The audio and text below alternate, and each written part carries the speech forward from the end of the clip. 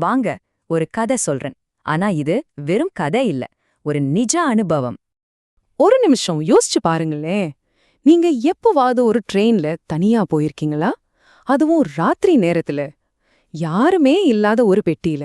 அந்த அமைதி ஒரு மாதிரி பயமா இருக்கும்ல? ஆமாங்க, இது எங்கேயோ நடக்கல. நம்ம சென்னையில நம்ம லோக்கல் ட்ரெயின்ல நடந்த ஒரு உண்மை சம்பவம். அதனாலே இது கேக்குறப்போ ஒரு மாதிரி திகிலா இருக்கும். அப்போ டைம் பாத்தீங்கன்னா நடுராத்திரி. அன்னைக்கு அதுதான் கடைசி ட்ரெயின். அந்த பெரிய கோச்ல நான் ஒருத்த மட்டும்தான். சுத்தி முழுசா அமைதி. அந்த தனிமையே கொஞ்சம் கொஞ்சமா ஒரு பயத்தை உண்டாக்க ஆரம்பிச்சுது. ட்ரெயின் ரொம்ப மெதுவா அப்படியே ஊர்ந்து போயிட்டு இருந்துச்சு. கோச்ல இருந்த லைட் எல்லாம் விட்டு விட்டு எரிஞ்சுது. அந்த ட்ரெயினோட டிக் டிக் சத்தத்தோட இந்த மினுமினுங்கிற வெளிச்சமும் சேர்ந்து அந்த இடமே ஒரு மாதிரி அமானுஷ்யமா இருந்துச்சு. அப்படி போயிட்டு இருக்கும்போது அந்த நிசப்தத்தை கிழிச்சுக்கிட்டு திடீர்னு காதுல ஒரு மெல்லிய குரல் கேட்டுச்சு. யாரோ என் பேரையே சொல்ற மாதிரி ரொம்ப மெதுவா காத்துல மிதந்து வந்த மாதிரி ஒரு குரல்.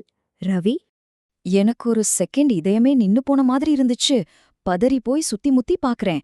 அந்த கோச்ல ஒருத்தருமே இல்ல, முழுசா காலியா இருக்கு. அப்போ யாரு கூப்பிட்டது? சரி, நம்ம மனப்பிரமையாதான் இருக்கும்னு எனக்கு நானே சொல்லிக்கிட்டேன்.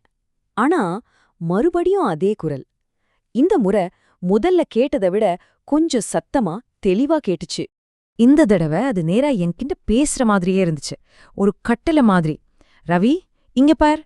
என் பார்வை அப்படியே எனக்கு எதிர்த்தாப்புல இருந்த சீட்டுக்கு போச்சு.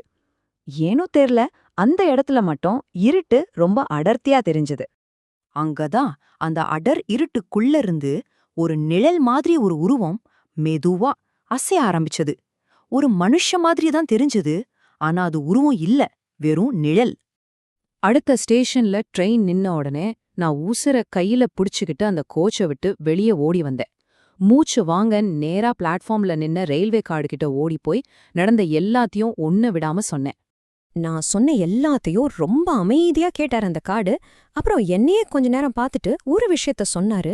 அத கேட்ட அடுத்த நிமிஷம் என் உடம்புல ரத்தமே உறைஞ்சு போச்சு. அவர் சொன்னாரு, தம்பி, போன வருஷம் இதே மாதிரி ஒரு ராத்திரி நீங்க இருந்த அதே கோச்ல ஒருத்தர் அடிபட்டு இறந்து போனாரு.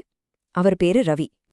அன்னைக்கு ராத்திரி நடந்த சம்பவத்துக்கு அப்புறம் நான் தனியா, அதுவும் காலியா இருக்கிற ட்ரெயின்ல பயணம் செய்யறதே நிறுத்திட்டேன். அந்த ஒரு அனுபவம் என்ன அந்த அளவுக்கு மாத்திருச்சு. இப்போ நீங்களே சொல்லுங்க, ஒருவேளை அன்னைக்கு அந்த கோச்ல நீங்க தனியா இருந்திருந்தீங்கன்னா என்ன பண்ணிருப்பீங்க? அந்த குரலை கேட்டப்ப, அந்த நிழலை பார்த்தப்ப என்ன செஞ்சிருப்பீங்க?